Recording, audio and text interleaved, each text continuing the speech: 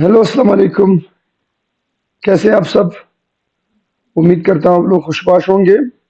मैं हूँ आप लोगों का केमिस्ट्री इंस्ट्रक्टर अब्दुल मोहम्मद और हम डिस्कस कर रहे हैं अपनी एफएससी की, बीएससी की और एमएससी की केमिस्ट्री को सीक्वेंस वाइज, अच्छे लेक्चर्स के साथ, अच्छे कॉन्सेप्ट्स के साथ, जितना मुझसे हो सकता है अवेलेबल रिसोर्सेज में मैं आप लोगों को वो चीज़ फराहम करता जा रहा हूँ। कोशिश मेरी यही रहती है कि अच्छे से अच्छे क्वालिटी का हो और अच्छे से अच्छे मयार का हो। आ, हम आज के इस लेक्चर में डिस्कस करेंगे हमारा एंट्री टेस्ट प्रिपरेशन, जो क्लास हमारी चल रही फिजिकल क्लास।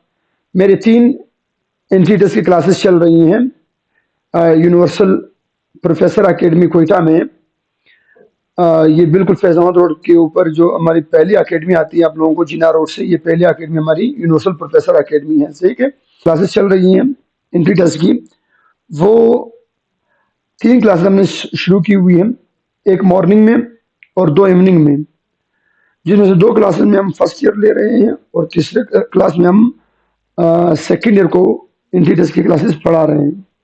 तो आप लोग भी अपने दोस्तों को इन्फॉर्म कर सकते हैं, हमारे अच्छे क्लासेस चल रही हैं, बेहतरीन क्लासेस हमारी हो रही है अल्हम्दुलिल्लाह। आप लोग अपने दोस्तों को बुला सकते हैं हमारे फिजिकल क्लासेस की तरफ, और मेरे यूट्यूब चैनल को प्रमोट कर सकते हैं, अपने दोस्तों के साथ शेयर कर सकते हैं, और आप लोगों के पास इसी तरह के अच्छे अच्छे लेक्चर्स आते जाएंगे इंशाल्लाह। ठीक है जी, चले जी शुरू करते हैं। हमारा आज का जो टेस्ट है उस टेस्ट को एक्सप्लेन करते हैं। ये हमारा 7वां टेस्ट है जो हमने एंट्री टेस्ट के स्टूडेंट से लिया हुआ था। 3 चैप्टर में हमने 7 टेस्ट लिए हुए हैं। चले इस टेस्ट को जरा एक्सप्लेन करते हैं। आते भैया क्वेश्चन नंबर।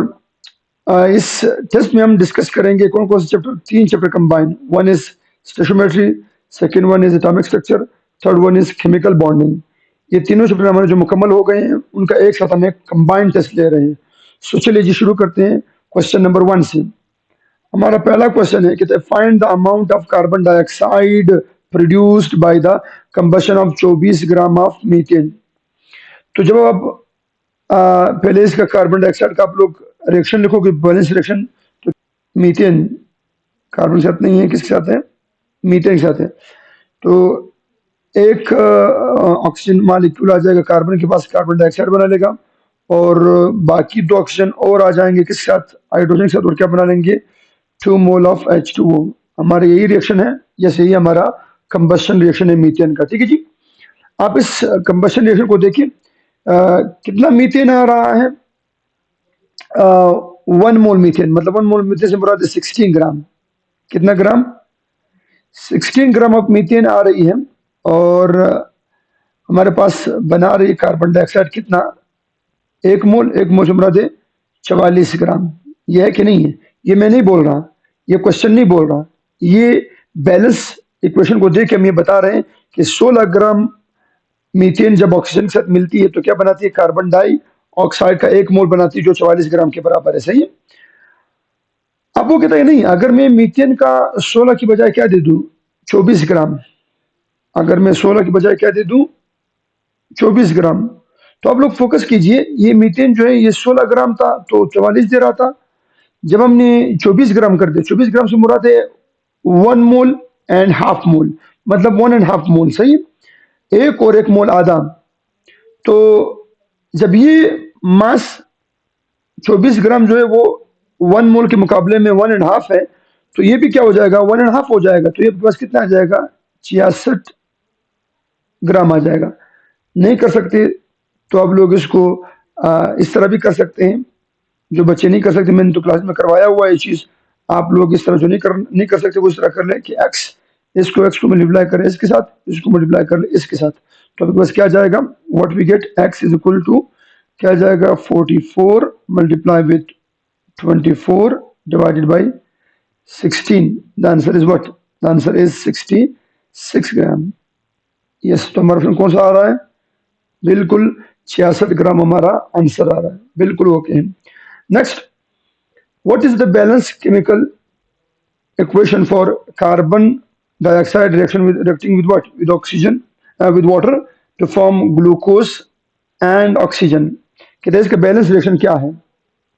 तो बैलेंस रिएक्शन आप लोगों को पता है, हमने रिएक्शन को बैलेंस किस तरह करना होता है। हमने एटमों की तादाद बराबर करनी होती है दोनों साइडों पर, रिएक्टेंट साइड पर भी, प्रोडक्ट साइड पर भी। सही है।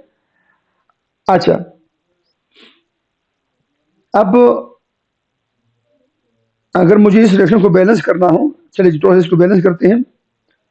कौन आ रही है? कार्बन डाइऑक्साइड आ रही है, मिल रही है किसके साथ? H2O के साथ। क्या बना रही है? C6H12O6, और साथ में हमारे पास क्या बन रही है? O2। ठीक है जी।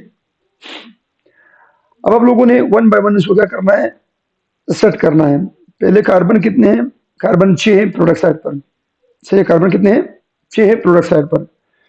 तो हम कार्बन 6 करने के लिए क्या लगा लेंगे? यहाँ पर 6 लगा लेंगे। 6 लगा लिया, आपके पास क्या हो गई? 6 कार्बन तो आ गए। अब ऑक्सीजन कितने हो गए? ऑक्सीजन हो गए 6 दूनी 12, 12 ऑक्सीजन हो गए। कितने ऑक्सीजन हो गए? 12। और यहाँ से भी है, H2O भी है। तो इसको बैलेंस करने के लिए, ताकि दोनों साइडों पर तादाद बराबर हो जाए, ये तो 6 तो ये आ गई ऑक्सीजन, मगर ऑक्सीजन 12 है। मैं यहाँ पर भी इसको क्या करूँगा? यहाँ से भी 6 लगा लूँगा, तो ये ऑक्सीजन भी 6 हो जाएंगे, और ये 12 है, तो कितने हो गए? 18 ऑक्सीजन। 18 में से 6 क्या हो गए? यहाँ पे आ गए ग्लूकोज के अंदर, और 6 मोल हम यहाँ ऑक्सीजन के साथ लगा लेंगे। तो 6 दूनी 12 और 6, 18 ऑक्सीजन रिएक्टेंट साइड पर है, और 18 ऑक्सीजन प्रोडक्ट साइड पर है। सही है। और नेक्स्ट, ये कार्बन भी बैलेंस हो गया, ऑक्सीजन भी बैलेंस हो गया। अब किसकी बात रही है? हाइड्रोजन की। कितने हाइड्रोजन है? 6 दूनी 12, 12 हाइड्रोजन रिएक्टेंट साइड पर है, तो 12 हाइड्रोजन की साइड पर है, प्रोडक्ट साइड पर। इससे मुराद दोनों अब के पास क्या हो गए? बैलेंस हो गए। इससे मुराद इस रिएक्शन के लिए हमारा बैलेंस रिएक्शन ये है, बैलेंस इक्वेशन ये है। चलिए इस बैलेंस इक्वेशन को वहां पर फाइंड आउट करते हैं कि ये बैलेंस इक्वेशन वहां पर हमारे पास कहाँ पे आ रही है। यहाँ पर तो नहीं आ रही, नो, ये तो नहीं है, ये बिल्कुल भी नहीं है। 6 कार्बन डाइऑक्साइड, 6H2O, यस, ये हमारा सही है। सो हमारा ऑप्शन कौन सा सही है? बिल्कुल यही सही, क्योंकि हमने बैलेंस करने के लिए, जब हमने बैलेंस किया, आप चेक कर ले, कौन आ रही थी? 6 कार्बन आ रही थी, कार्बन डाइऑक्साइड, और 6 वाटर आ रही थी। चेक कर ले, 6 कार्बन आ रही है, और 6 क्या आ रही है? वाटर आ रही है। नेक्स्ट चेक कर ले, ग्लूकोज 1 मोल आ रही है, 1 मोल ग्लूकोज आ रही है, और 6 मोल ऑक्सीजन आ रही है। 1 मोल ग्लूकोज आ रही है, 1 मोल ग्लूकोज आ रही है, और 6 मोल क्या आ रही है? 6 मोल हमारे पास ऑक्सीजन आ रही है। तो बिल्कुल ये बैलेंस रिएक्शन हमारा इस रिएक्शन के लिए यही है। हो गई बात। चले भैया next, increasing the temperature of an aqueous solution will causes the decrease in its molarity। याद रखिए, ये मैं क्लास में भी पढ़ा चुका हूँ। हमारे अक्सर स्टूडेंट्स जो है वो गलत समझते हैं। अक्सर स्टूडेंट में ये मसला चल रहा है। हमारे बहुत ही अच्छे अच्छे स्टूडेंट होते हैं, इवन इंटीरियर के स्टूडेंट चल रहे होते हैं, फेसियन के हो चुके होती हैं, बट उनको ये नहीं पता होता कि मोलरिटी और टेम्परेचर में क्या रिलेशन है। याद रखिए, molarity is inversely proportional to the temperature, ये याद रखिए। मोलरिटी टेम्परेचर पर डिपेंड नहीं करती, याद रखिए। मोल फ्रैक्शन टेम्परेचर पर डिपेंड नहीं करता, याद रखना। और वेट परसेंट भी टेम्परेचर पर डिपेंड नहीं करता, क्योंकि इन सब में मास की बात हो रही, और मास जो है वो टेम्परेचर पर डिपेंड नहीं करता। मोलरिटी में किसकी बात हो रही? वॉल्यूम की। किसकी? वॉल्यूम की। तो मोलरिटी और वॉल्यूम में आपस, मोलरिटी और टेम्परेचर में आपस में क्या रिलेशन है? इनवर्स। अगर टेम्परेचर बढ़ाओगे, वॉल्यूम बढ़ जाएगी, मोलरिटी डिक्रीज हो जाएगी। When the temperature increases, volume increases, molarity decreases. Yes. तो कौन सा आंसर आ रहा है हमारे पास? Answer is molarity. Next question number 4, what is the amount of water produced by 8 gram of hydrogen is reacted with 32 gram of oxygen. अगर 8 ग्राम किसको रिएक्शन करवाया जाए? 8 ग्राम हाइड्रोजन को रिएक्शन करवाया जाए किसके साथ? 32 ग्राम ऑक्सीजन के साथ। पहले तो आपको याद रखें, ऐसे क्वेश्चनों के लिए आपके पास बैलेंस रिएक्शन का होना लाजमी है। तो बैलेंस रिएक्शन हमारे पास किस तरह इस रिएक्शन के लिए क्या रही है? H2, आप लोगों को मैं पढ़ा चुका हूँ क्लास में, 2H2O2 are going to form 2H2O। Okay boys, check कर लें, चेक कर लें, जरा ध्यान दीजिए प्लीज, तो फरमाइए कितने आ रही है बैलेंस? मैं नहीं बोल रहा, ये बैलेंस रिएक्शन बोल रही है, या तक क्वेश्चन नहीं बोल रही। जरा सीख ली इस चीज को। यहां पर मैं क्वेश्चन की बात नहीं कर रहा हूं। Here I am talking about the balance reaction. Balance reaction में कितना हाइड्रोजन आ रही है? 4 ग्राम। कितने ऑक्सीजन के साथ? 32 ऑक्सीजन के साथ। ठीक है जी, 32 ग्राम ऑक्सीजन के साथ क्या बना रही है? 36 ग्राम ऑफ वाटर बना रही है। यह है कि नहीं है? ठीक है जी। अब वो क्वेश्चन की तरफ आते हैं, कहते हैं what is the amount of water produced. कहते हैं वाटर की क्या अमाउंट प्रोड्यूस होगी? एक्स। जब क्या किया जाए, when 8 gram of hydrogen react with 32 gram of oxygen. तो 8 ग्राम ऑफ ऑक्सीजन को, हाइड्रोजन को अगर रिएक्शन करवाया जाए किसके साथ?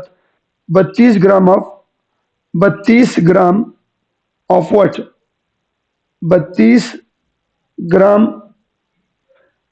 Of, 32 gram of oxygen. चलिए, तो यहाँ पर पहले तो इस रिएक्शन में आप लोगों को याद रखिए, ये यहाँ पर इस रिएक्शन में आप लोगों का जो हाइड्रोजन है वो एक्सेस में है। हाँ ना, वो जरूरत से ज्यादा ले आ गए। देखिए 32 ग्राम ऑक्सीजन के लिए कितना लेना चाहिए था? 4 ग्राम लेना चाहिए था, मगर यहाँ पर 32 ग्राम के लिए कितना लिया गया है? 8 ग्राम। इसमें मुराद ये बाकी जो सारी ये एक्सेस में ली गई है, कोई जरूरत नहीं है। हमने हमेशा लिमिटिंग को देखना है। चेक कर लें, अब लिमिटिंग ही डिटरमाइन करेगा कि कितना मिकदार बनेगी। ये मैं क्लासेस में बता चुका हूँ, आप सब लोगों को गौर से सुन लें कि हमेशा लिमिटिंग रिएक्शन ये डिटरमाइन करती है कि कितना प्रोडक्ट बनेगा। तो यहाँ पर देखिए, according to balance equation 32 gram बना रही है 36 gram water. Yes, 32 gram oxygen आ रही है हाइड्रोजन के साथ, क्या बना रही है? 36 ग्राम वाटर बना रही है। यहाँ पर उन्होंने दोबारा 32 ग्राम हाइड्रोजन ऑक्सीजन दिया हुआ है, तो कितना बनेगा? वही 36 ग्राम बनेगा। इससे मुराद हमारा आंसर क्या है? 36 ग्राम। तो 36 ग्राम कितने वाटर मॉलिक्यूल के बराबर है? कितने मोल के बराबर है? 2 मोल। इससे मुराद आपका ऑप्शन कौन सा है? 2 मोल। कौन सा भैया? 2 mole. Yes, 36 gram of water is equal to 2 mole of water. Question number 5. Identification of the components of a sample is called qualitative analysis. एक होती है क्वांटिटेटिव। क्वांटिटेटिव में हमने क्या करना होता है? हमने उसकी मिकदार मालूम करनी होती है, क्वांटिटी मालूम करनी होती है। मगर यहाँ पर हम क्या करते हैं? क्वालिटी मालूम करते हैं कि कौन है, आइडेंटिफाई कर रहे हैं। आइडेंटिफिकेशन, आइडेंटिफिकेशन की जो स्टडी होती है इसे हम बोलते हैं क्वालिटेटिव स्टडी। याद रखिए, क्वालिटेटिव स्टडी। सही है। चलिए नेक्स्ट भैया, अगला हमारा जो क्वेश्चन है दैट इज क्वेश्चन नंबर, मैं आऊंगा 17 की तरफ, क्योंकि वो एक पेज पर है, ताकि हमें मुकम्मल सीक्वेंस के साथ चलें, पूरा पेज कर सकें। मैं जब करूंगा क्वेश्चन नंबर 5 से क्वेश्चन नंबर 17 की तरफ, आप लोग आ जाइएगा। कहते हैं 1 ग्राम एटम। 1 ग्राम एटम से मुराद 1 ग्राम एटम, ये याद रखिए, gram atom. Gram atom mean mole. मैं पढ़ा चुका हूं लोगों को। Gram atom mean what? Gram atom mean mole. 1 gram atom of any element contains, 1 gram atom of any element contains, कोई भी अगर हम एक ग्राम एटम ले लें, किसी भी एटम का, अगर हम एक ग्राम एटम ले लें, ग्राम एटम से बता दें उस एटम का एक मोल ले लें, 1 मोल एटम ले लें, कोई भी एलिमेंट हो। कहते हैं 1 gram atom of any element, किसी भी एलिमेंट का अगर हम 1 मोल ले लें, it is equal to 1 kg of atoms. क्या ये 1 kg के बराबर है? क्या ये 1 ग्राम ऑफ मॉलिक्यूल के बराबर है? क्या ये एन एटम के बराबर है? याद अब्दी, तो ये एन एटम से मुराद 6.02। कितने एटम होंगे? एक मोल एटम में कितने एटम होंगे? एवोगैड्रो नंबर, और एवोगैड्रो नंबर के लिए हम क्या सिंबल इस्तेमाल करते हैं? Na। तो हमारा आंसर क्या आ रही है? The answer is what? The answer is Charlie answer and Na atoms. Yes, एक मोल में कितने मास हो, मास जितना भी आए, मगर एटमों की तादाद कितनी होनी चाहिए? Na, एवोगैड्रो नंबर एटम होने चाहिए। बिल्कुल सही है। अच्छा, STP means 0 degree centigrade and 10 Pascal and minus 273 Kelvin, 1 atm minus Kelvin कभी माइनस में नहीं होता। And next 32 Fahrenheit and 76 torr, no ये भी नहीं है, ये भी नहीं है, ये भी नहीं है। तो ये हमारा क्या है? सही ऑप्शन है, बट नहीं, चले समझते हैं। 32 फ़ारेनहाइट और 14.7 psi। देखिए भैया, 14.7 psi किसके बराबर है? 1 atm। मैं आप लोगों को पढ़ा चुका हूँ। और 32 फ़ारेनहाइट किसके बराबर है? 0 डिग्री सेंटीग्रेड, जिसे आप लोग बोलते हो 273 केल्विन। और कितने साई, कितने साई के बराबर है? How many Sai? 14.7 साई या 118 या आप लोग बोल सकते हो 760 टॉर। सही है, ठीक है जी। तो ये हमारा क्या है, सही ऑप्शन है डेल्टा। डेल्टा हमारा बिल्कुल सही ऑप्शन है। Next, what is the mass of aluminium in 204 gram of aluminium oxide. 204 gram of aluminium oxide. ये भी आसान है, इतना दिक्कत नहीं है इसमें। किसकी बात हो रही है, एल्यूमिनियम ऑक्साइड की बात हो रही है। किसके साथ, एल्यूमिनियम के साथ, इन दोनों के बीच रिलेशन है। सही है, चलो जी इसको जरा सा हल करते हैं। बॉयस जरा साथ दीजिएगा।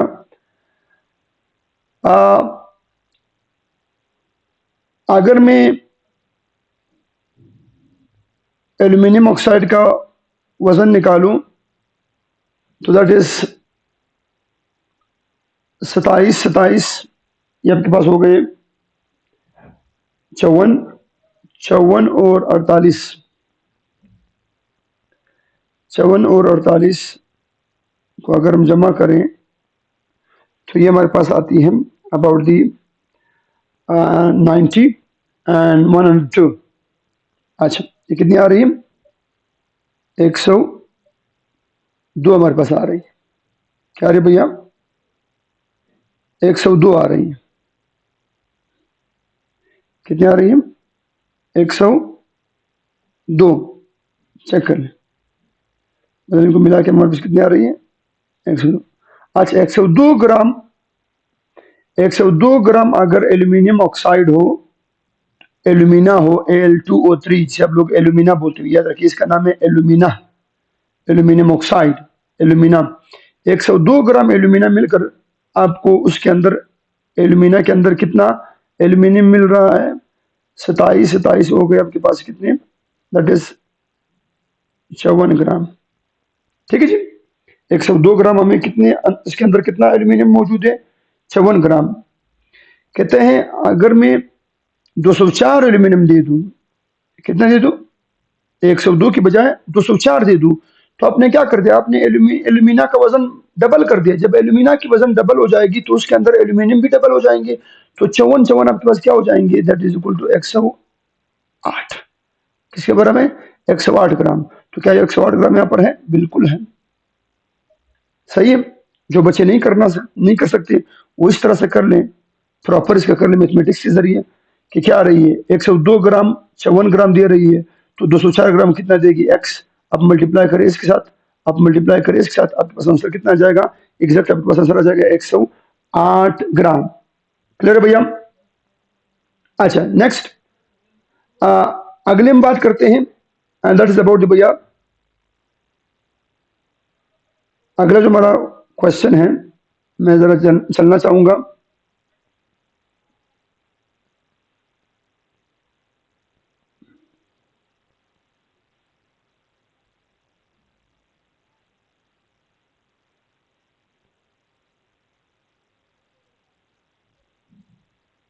ठीक है जी, अब आते हैं, मैं जरा इसको मिटा रहा हूं।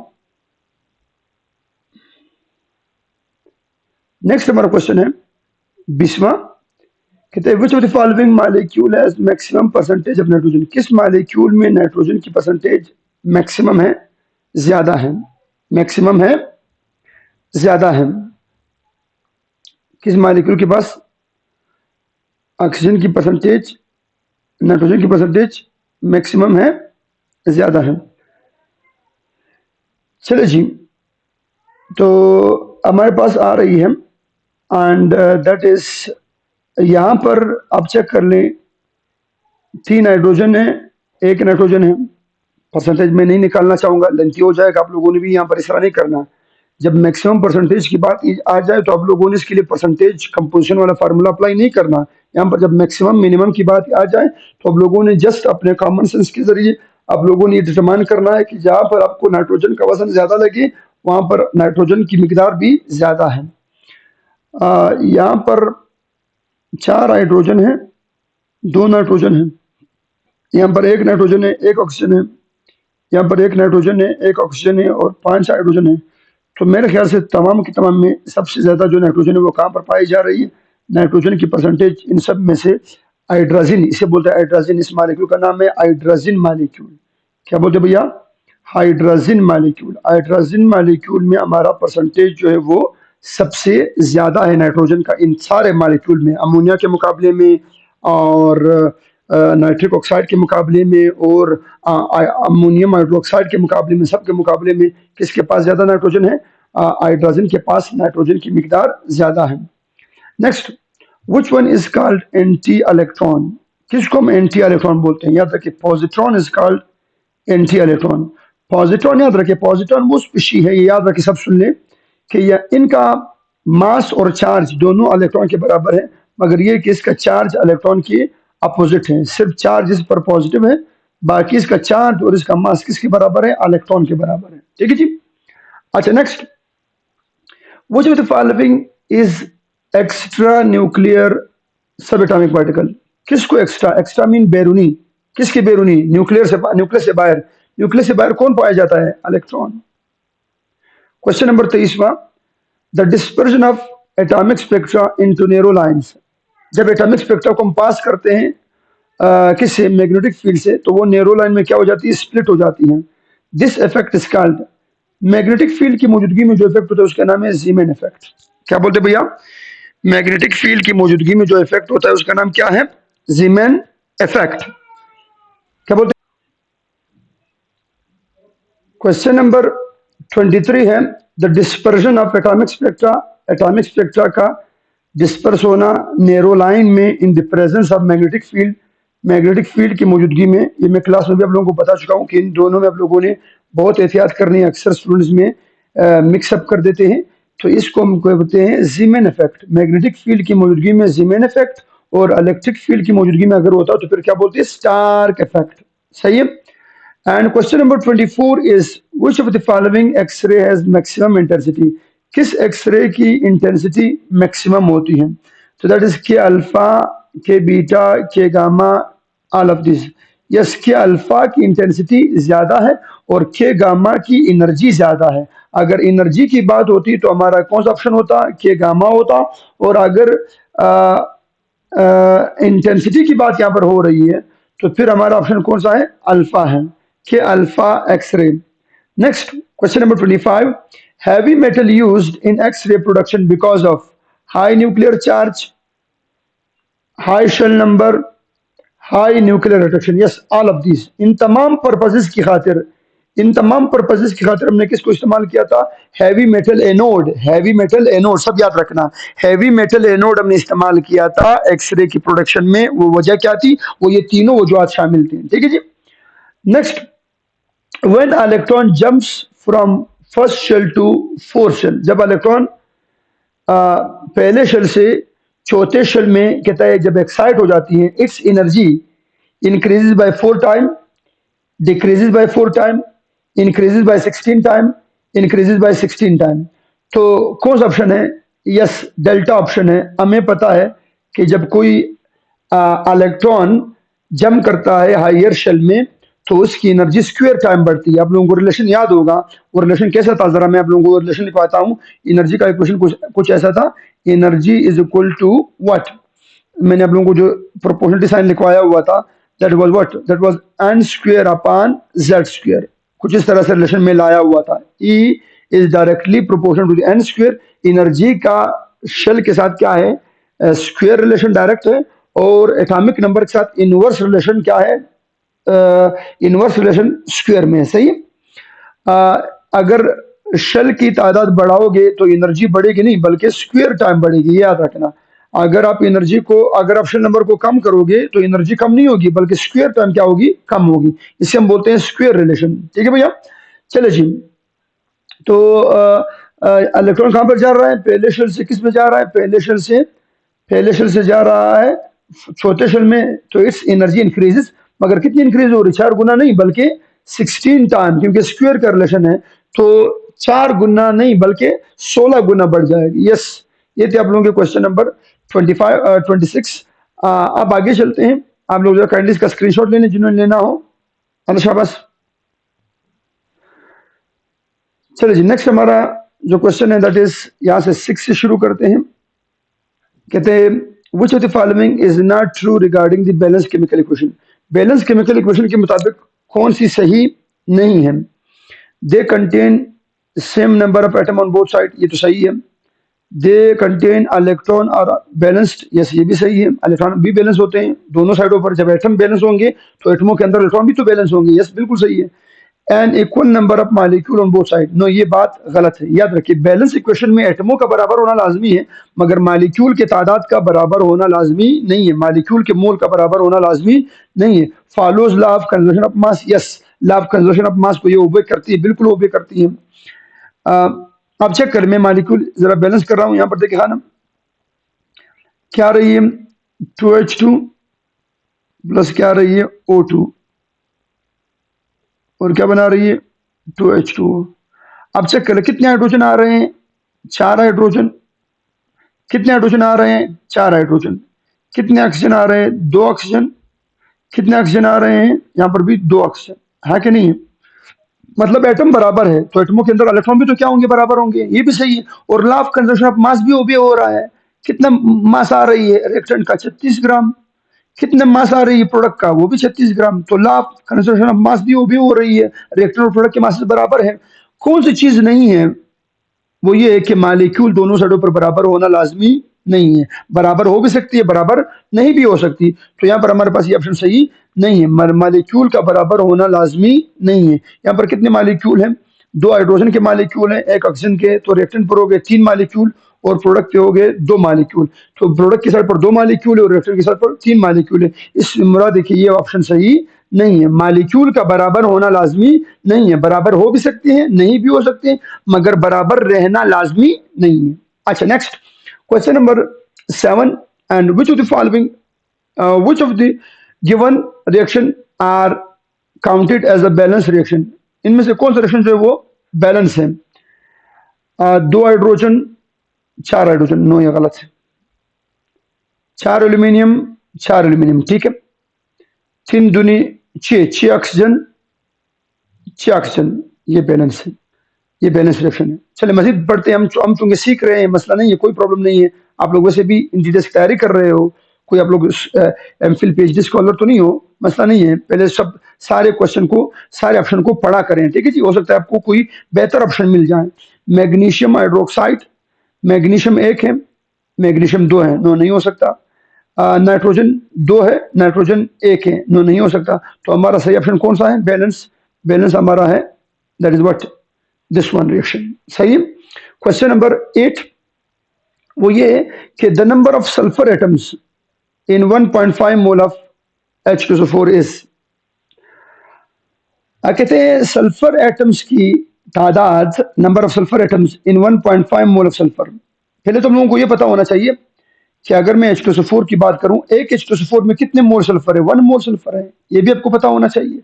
इससे मुराद है 1 मोल ऑफ H2SO4 में 1 मोल ऑफ सल्फर एटम है। ये अब बात आपको सही लग रही है ना, 1 मोल H2SO4 में 1 सल्फर एटम है, मतलब 1 सल्फर मोल है। अगर ये 1 मोल उठाया जाए तो ये 1 मोल देगी। हाँ वो कहते हैं नहीं, अगर 1 मोल की बजाय H2SO4 में क्या उठाऊं, 1.5 उठाऊं। अगर आप 1.5 मोल उठाएंगे H2SO4 तो आपको कितना H2SO4 कितना सल्फर मिलेगा, 1.5 सल्फर मिलेगा, यस। अच्छा अब वो कहते हैं सल्फर के एटम को मोल नहीं चाहिए, कहते हैं एटमों की तादाद में कन्वर्ट कर दो। तो मल्टीप्लाई करो किसके साथ, 1.5 को मल्टीप्लाई करें Na के साथ, तो कितना आंसर आ जाएगी, that is answer is what, the answer is the answer is what, the answer is 9.03 ज़रबे 10 की ताकत 23, यस। आप 1.5 को मल्टीप्लाई करें किसके साथ, 6.02 के साथ, तो आपका आंसर क्या आ जाएगा, the answer would be this one. अच्छा next, which one of the following is stoichiometric. कौन स्टेशोमेट्रिक है, reversible, irreversible, both, none. Yes irreversible reaction क्या होता है, स्टेशोमेट्रिक होता है, क्योंकि स्टेशोमेट्री ने हमें बोला हुआ था कि हमारे रिएक्शन क्या होने चाहिए, इरिवर्सिबल। हमारे रिएक्शन क्या होने चाहिए भैया, हमारे रिएक्शन होने चाहिए इरिवर्सिबल। अगर रिएक्शन इरिवर्सिबल होगा तो वो कंप्लीट हो सकता है और वो हमें कंप्लीट अमाउंट ऑफ प्रोडक्ट दे सकता है, ठीक है जी। नेक्स्ट क्वेश्चन नंबर 10 की तरफ चलते हैं। The percentage of nitrogen in ammonia is, ammonia के अंदर नाइट्रोजन का परसेंटेज कितना है? नाइट्रोजन का, तो नाइट्रोजन का परसेंटेज हमारे पास क्या आ रही है? 82%। बिल्कुल सही, आप लोग नाइट्रोजन का वो निकाल सकते हैं, क्या है, कितने नाइट्रोजन है? एक नाइट्रोजन है, और एक नाइट्रोजन का वजन कितना है? एटॉमिक मास 14, मल्टीप्लाई डिवाइड करो किस पर? अमोनिया के मास पर 17, मल्टीप्लाई करो किस साथ? 100 के साथ। तो ये ऑप्शन हमारे पास आती है 83 या 82%। क्लियर भैया? नेक्स्ट, वो जो फॉलोइंग इज एक्सेस रिएजेंट, कौन एक्सेस रिएजेंट है? जब 6 ग्राम हाइड्रोजन हो और 28 ग्राम क्या हो? नाइट्रोजन हो।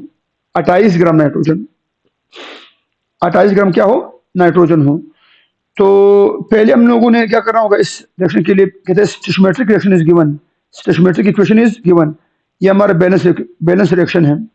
इस बैलेंस रिएक्शन को आप देखें, कितने नाइट्रोजन आ रही है? 28 ग्राम आ रही है। कितने ग्राम? 28 ग्राम नाइट्रोजन आ रही है। किसके साथ मिल रही है? 6 ग्राम, 6 ग्राम किसके साथ? 6 ग्राम हाइड्रोजन के साथ मिल रही है, और क्या बना रही है? अमोनिया। ये बैलेंस रिएक्शन बता रही है, मैं नहीं बोल रहा हूं, ये बैलेंस रिएक्शन ये बोल रही है कि हमने बैलेंस इक्वेशन को देखा, नाइट्रोजन 28 ग्राम आ रही है, 6 ग्राम हाइड्रोजन के साथ मिल रही है, अमोनिया बना रही है। जितने भी अमोनिया बन रही है उससे हमारा काम नहीं है। वो कहते हैं क्या बता दो? कहता है एक्सेस रिएजेंट बता दो कि कौन एक्सेस है। तो और रिएक्शन को देखें, क्वेश्चन को देख, क्वेश्चन में क्या दिया जा रहा है? क्वेश्चन में भी 6 ग्राम हाइड्रोजन दी जा रही है, ठीक है, 6 ग्राम हाइड्रोजन दी जा रही है, और कितनी ग्राम नाइट्रोजन दी जा रही है? 28 ग्राम नाइट्रोजन। इससे मुराद दोनों को बैलेंस मिकदार में दिया जा रहा है, दोनों को बैलेंस मिकदार में दिया जा रहा है। इससे मुराद है कोई भी ना जरूरत से ज्यादा है, ना कोई भी जरूरत से कम है, मतलब दोनों की मिकदार बैलेंस उठाई गई है। इसलिए यहाँ पर हमारा ऑप्शन बनता है कि कोई भी हमारा ना एक्सेस है ना कोई लिमिटिंग है, बल्कि हमारा रिएक्शन बैलेंस उठाया गया है। तो इसलिए हम कहते हैं कि no one is excess, no one is limiting. Clear होगी बात? क्वेश्चन नंबर 12 की तरफ आते हैं। 9 ग्राम of water contain how much oxygen? देखिए, अगर 1 मोल वाटर की बात की जाए, 1 मोल वाटर मतलब 18 ग्राम वाटर की बात की जाए, 18 ग्राम वाटर कितना ऑक्सीजन रख रही है? 16 ग्राम ऑक्सीजन रख रही है। 18 ग्राम वाटर कितना ग्राम ऑक्सीजन रख रही है? 16 ग्राम रख रही है। यस, 18 ग्राम वाटर क्या रख रही है? क्या रख रही है? कितना ऑक्सीजन रख रही है? 16 ग्राम ऑक्सीजन रख रही है। तो वो कहते हैं अगर मैं वाटर का 9 ग्राम कर दूं, अगर वाटर को मैं क्या कर दूं? 9 ग्राम कर दूं, बताएं अब कितना ऑक्सीजन मौजूद होगा? तो एक्स जिनको आता है वो कर सकते हैं डायरेक्ट। आपने क्या कर दिया? वाटर की मिकदार को हाफ कर दिया, तो ऑक्सीजन भी क्या हो जाएगा? हाफ हो जाएगा, 8 ग्राम हो जाएंगे। जो नहीं कर सकते वो सिंपली क्रॉस मल्टीप्लाई कर लें। जो कर सकते हैं उनका ऑप्शन क्या आ रही है? कितनी आ रही है भैया? 8 ग्राम। So the option is what? The option is 8 gram is the correct option. 8 gram is the what? 8 gram is the correct option. चलिए भाई नेक्स्ट क्वेश्चन नंबर 27 की तरफ चलते हैं। Value of Rydberg constant is, value of Rydberg constant is, Rydberg constant की जो value है वो है हमारे पास 1.1 ज़रब10 की ताकत 9। हमारी वैल्यू थी, याद रखिएगा, चार्ली ऑप्शन है। ये बहुत आप लोगों ने फोकस करना है। एक तो रेडबर्ग कांस्टेंट की वैल्यू आती है इनकी टेस्ट में, और एक इसके यूनिट्स आते हैं। यूनिट इसका है पर मीटर। इसकी वैल्यू क्या है? इसकी वैल्यू हमारे पास आ रही है 1.1 ज़रब10 की ताकत +7 पर मीटर। मीटर इनवर्स में है और 10 की ताकत 7 जो है वो प्लस में है। नेक्स्ट क्वेश्चन नंबर 28 की तरफ चलते हैं। Ratio of electron is, charge to mass ratio of electron is dash upon gases, dependent upon gases या इंडिपेंडेंट अपॉन। देखिए, इलेक्ट्रॉन की जो चार्ज टू मास रेशियो है या कैथोड की चार्ज टू मास रेशियो है वो ना गैस पर डिपेंड करती है ना मेटल पर डिपेंड करती है। तो हम बोलेंगे क्या? इंडिपेंडेंट है। क्या भैया? इंडिपेंडेंट है। तो हम क्लास में डिस्कस कर चुके हैं। नेक्स्ट, द हैवीएस्ट कैनाल रे इज प्रोड्यूस्ड बाय, यहां पर जो हैवीएस्ट कैनाल रे है, जो भारी कैनाल रे, कैनाल रे से मुराद है पॉजिटिव रे। सबसे भारी पॉजिटिव रे कौन देगी? जिसका मास ज्यादा होगा। हीलियम हमारे पास, हाइड्रोजन है, हाइड्रोजन का मास सबसे कम है, फिर हीलियम है, नियॉन का मास भी कम है हमारे पास, ठीक है जी, 20 आ रही है, और आर्गन के मास हमारा सबसे ज्यादा है। तो जिसका मास ज्यादा होगा उसकी रे भी क्या होगी, सबसे हैवीएस्ट होगी। So the heaviest ray is given by which gas, by argon gas. Argon gas का जो पॉजिटिव रे होगी वो सबसे भारी होगी, क्योंकि उसके आर्गन के मालिक्यूल जो होते हैं वो भारी होते हैं, तो उसकी पॉजिटिव रे भी क्या होगी, बड़ी मास वाली होगी, भारी रे होगी। अच्छा, next question number 30, which of the following has maximum penetration power. किसकी पेनिट्रेशन पावर सबसे ज्यादा थी, ये मैं आप लोगों को क्लास में लिखवा चुका हूँ। सबसे ज्यादा पेनिट्रेशन पावर जिनको नहीं पता वो लिख लें, न्यूट्रॉन की है, फिर किसकी है, एक्सरे की, फिर किसकी, इलेक्ट्रॉन की, सबसे कम किसकी, सबसे कम पेनिट्रेशन पावर प्रोटॉन की है। तो बेस्ट हमारा ऑप्शन कौन सा है, न्यूट्रॉन। वो कहते हैं हाईएस्ट या मैक्सिमम पेनिट्रेशन पावर, मैक्सिमम घुसने की ताकत या पास होने की ताकत या क्रॉस होने की ताकत किसकी है, दैट इज ऑफ न्यूट्रॉन। सही है। Next question number 31, which of the following is false about canal rays. Canal ray के हवाले से कौन सा गलत है। नंबर 1, दे हैव लोअर, ये डब्ल्यू है, they have what, they have lower charge to mass ratio than electron. Yes, canal ray की चार्ज टू मास रेशो क्या है, इलेक्ट्रॉन से कम है, बिल्कुल कम है, क्योंकि हमने पढ़ा हुआ है चार्ज टू मास रेशो और मास में कौन सा रिलेशन है, इनवर्स। जिसका मास ज्यादा होगा उसकी चार्ज टू मास रेशो कम होगी। तो सही बोला जा रहा है, इलेक्ट्रॉन की चार्ज टू मास रेशो ज्यादा है और प्रोटॉन की mass charge to mass ratio क्या है, लोअर है, किससे, इलेक्ट्रॉन से। ठीक बोला जा रहा है। अगला, they have lower charge than electron. No, इनका चार्ज और इलेक्ट्रॉन का चार्ज बिल्कुल क्या है, सेम है। इलेक्ट्रॉन का चार्ज और प्रोटॉन का चार्ज बिल्कुल आपस में क्या होता है, सेम होता है, सिर्फ उनके साइन में फर्क होती है। अगर इलेक्ट्रॉन की बात की जाए, प्रोटॉन की बात की जाए तो क्या आ जाएगी, 1.602 ज़रब 10 की ताकत -19 कूलम, याद है। और अगर इलेक्ट्रॉन की बात की जाए तो भी इतनी, सिर्फ किसमें फर्क है, यहाँ पर जो सामने वाला चार्ज है इसमें फर्क है। तो नो, ये बात गलत है, ये बात हमारे पास क्या है, गलत। और हम ढूंढ भी रहे हैं फॉल्स स्टेटमेंट, तो फॉल्स स्टेटमेंट ये है। अच्छा, नेक्स्ट सुनिए, charge to mass ratio depend upon gas. Yes, proton की या केनाल रे की जो चार्ज टू मास रेशो होती है वो गैस पर बिल्कुल डिपेंड करती है। अगर आप गैस चेंज करोगे तो चार्ज टू मास रेशो क्या हो जाएगी, बिल्कुल तब्दील होती जाएगी। जितना मास, गैस का मास वजनी होगा उतनी उसकी चार्ज टू मास रेशो क्या होगी, कम होगी। ये हम डिस्कस कर चुके हैं क्लासेस में। नेक्स्ट, डी ऑप्शन की तरफ आते हैं, has more ionization than what, neutron. बिल्कुल सही है, प्रोटॉन की आयनाइजेशन पावर न्यूट्रॉन से ज्यादा है। न्यूट्रॉन तो आयनाइजेशन कर ही नहीं सकती क्योंकि वो न्यूट्रल है। तो कौन सा गलत ऑप्शन है, बीटा ऑप्शन हमारा गलत है। Next, which of the following x ray has minimum energy. किस एक्सरे की एनर्जी मिनिमम है। तो मिनिमम एनर्जी की अगर बात की जाए वो कौन है, कि अल्फा है। याद रखिए, एनर्जी की अगर बात की जाए अल्फा की, कि अल्फा एक्सरे की एनर्जी मिनिमम है और मगर इसकी इंटेंसिटी मैक्सिमम है। सही है। और अगर मैक्सिमम एनर्जी की बात की जाए तो मैक्सिमम एनर्जी किसकी है, के गामा की है। के गामा की एनर्जी मैक्सिमम है मगर इसकी इंटेंसिटी मिनिमम है, ये याद रखना। ठीक है जी। क्वेश्चन नंबर 33 की बात करते हैं, the subshell with maximum value of n plus L value. कौन सा सबशेल है जिसकी n प्लस एल वैल्यू क्या है, मैक्सिमम है। कहते हैं the subshell with what, with maximum n plus L value will have dash energy, higher energy. Yes, n plus l value, n plus L value और energy में कौन सा relation है, इनवर्स, डायरेक्ट है। जिस सब शेल की n प्लस एल वैल्यू बड़ी होगी उसकी एनर्जी क्या होगी, ज्यादा होगी। क्लियर है भैया। नेक्स्ट, अ सब शेल, व्हाट भैया, a subshell with n is equal to 3, l is equal to 1।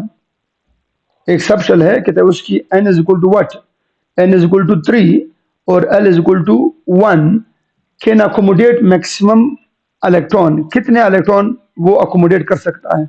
तो यहाँ पर आपके पास L की वैल्यू को हमने देखना है, किसकी वैल्यू को, L की वैल्यू को। यहाँ पर L की वैल्यू क्या आ रही है, 3 आ रही है, 1 आ रही है। L से मुराद, L1 से मुराद क्या, कौन है, L1 से मुराद P है।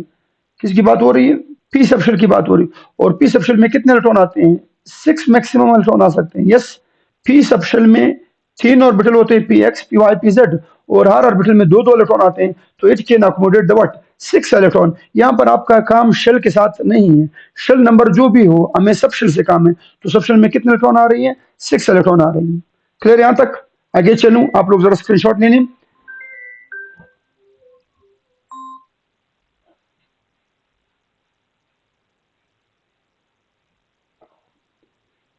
ले लिया। आगे चलूं,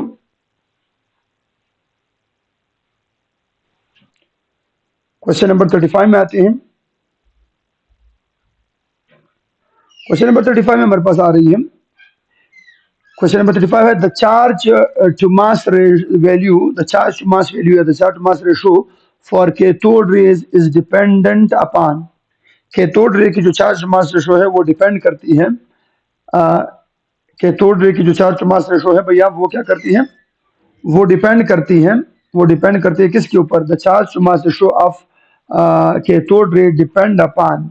तो वो किसी चीज पर भी डिपेंड नहीं करती। याद रखिए हमने पढ़ा हुआ था कि कैथोड रे की चार्ज टू मास रेशो किसी चीज पर डिपेंड नहीं करती, न गैस पर डिपेंड करती है न मेटल पर डिपेंड करती है, क्योंकि कैथोड रे मीन इलेक्ट्रॉन है और इलेक्ट्रॉन हमेशा वही चार्ज रखती है, वही मास रखती है और उनका चार्ज टू मास रेशो कभी तब्दील नहीं होगी। और क्लास में आप लोगों को बता चुका हूं कि charge to mass ratio of cathode rays is constant always. सही है। अच्छा, क्वेश्चन की बात करते हैं कौन सी, 36 की। तो 36 में हमारे पास क्या आ रही है, मैक्सिमम नंबर ऑफ ऑर्बिटल्स, क्या भैया, maximum number of what, maximum number of orbitals in a subshell is given bye.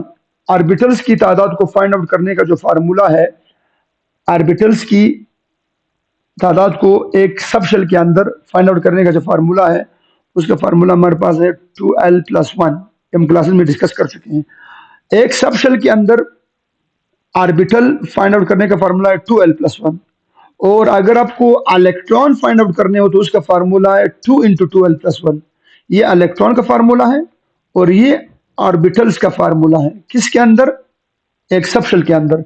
तो एक सबशेल के अंदर वो ऑर्बिटल पूछ रहा है, तो ऑर्बिटल की हमारे पास जो फार्मूला है वो क्या है, वो है 2l+1। क्वेश्चन नंबर 36 की तरफ चलते हैं। The mass of 1 mole of electron is, the mass of 1 mole of electron is, 1 mole of electron का जो मास है वो कितने के बराबर है, वो हमारे पास बराबर है 1 मोल ऑफ इलेक्ट्रॉन कितने के बराबर है, अल्फा ऑप्शन हमारा बिल्कुल सही है। यस, मैं क्लास में आप लोगों को पढ़ा चुका हूं कि 1 mole of electron is equal to what, एक मोल ऑफ इलेक्ट्रॉन, एक मोल इलेक्ट्रॉन का वजन किसके बराबर है, 0.00055 ग्राम। और अगर मैं इसको उसमें चेंज कर लूँ साइंटिफिक नोटेशन में तो क्या जाएगा, that is equal to what, that is equal to the 5.5 ज़रबे 10 की ताकत -4 ग्राम। और अगर मैं इसको मजीद चेंज करूँ तो मेरे पास वापस आ जाएगी 0.55 और आपके पास क्या आ जाएगी, मिलीग्राम। तो हमारा ऑप्शन कौन सा सही है यहाँ पर, ये वाला ऑप्शन बिल्कुल सही है। Next, how many times the charge to mass ratio of proton is greater than that of electron. के इलेक्ट्रॉन की प्रोटॉन की जो चार्ज टू मास रेशो है, प्रोटॉन की जो चार्ज टू मास रेशो है वो ग्रेटर है किस चीज से, इलेक्ट्रॉन से। नो, ये बात तो गलत है, नो बिल्कुल गलत है। जिसका मास ज्यादा होगा उसकी चार्ज टू मास रेशो क्या होगी, उसकी चार्ज टू मास रेशो कम होगी। वो कहते हैं how many times the charge to mass ratio proton is greater, proton का ग्रेटर है ही नहीं, प्रोटॉन का लेसर है। कितने गुना लेसर है, 1836। तो हमारा ऑप्शन जो यहाँ पर नन आ रही है, नो ये बात गलत है। प्रोटॉन की जो चार्ज टू मास रेशो है वो इलेक्ट्रॉन से ज्यादा नहीं है बल्कि इलेक्ट्रॉन से कम है। इलेक्ट्रॉन की चार्ज टू मास रेशो ज्यादा है, इलेक्ट्रॉन की charge to mass ratio proton से 1836 गुना ज्यादा है, ये याद रखना।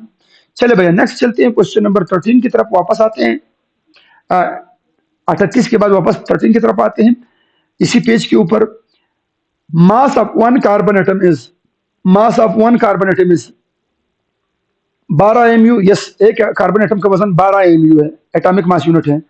और अगर मुझे निकालना हो तो मैं इस तरह भी निकाल सकता हूं कि अगर मुझे 12 ग्राम कार्बन दिए जाए, 12 ग्राम कार्बन, और उसको मैं एवोगैड्रो पर डिवाइड करूं, ये भी किसका वजन आ जाती है, एक कार्बन एटम का वजन आ जाती है, बिल्कुल सही है।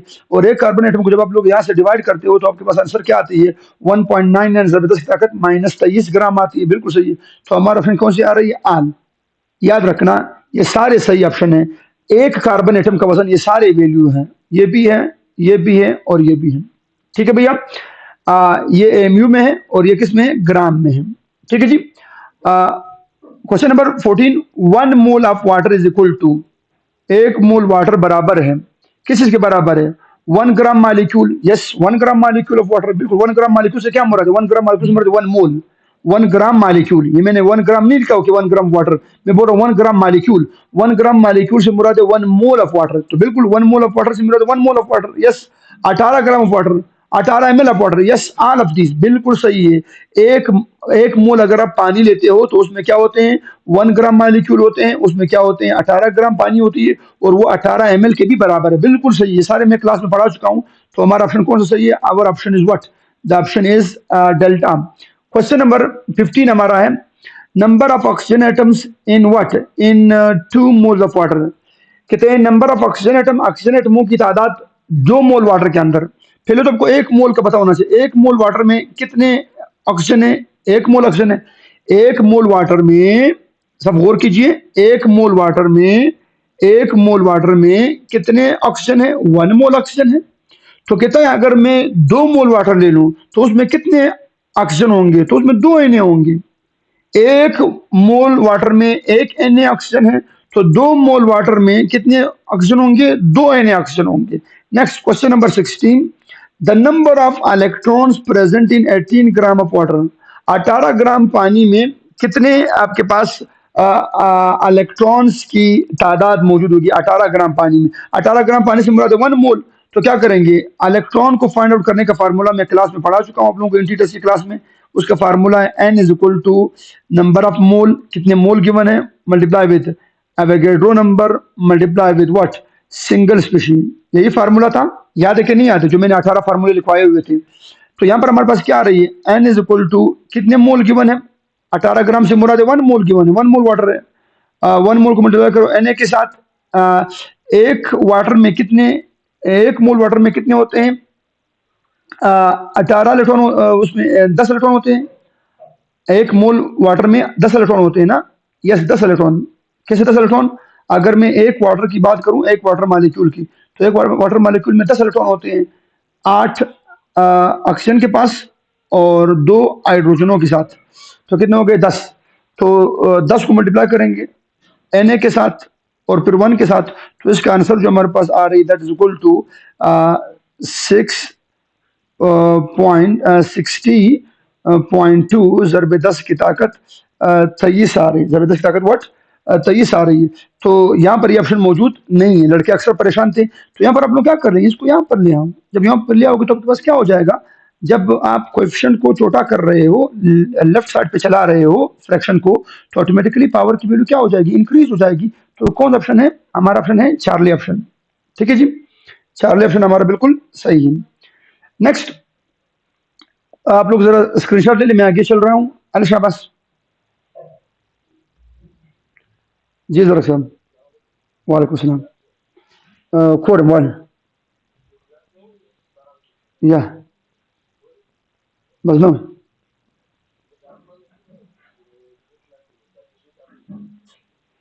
ठीक।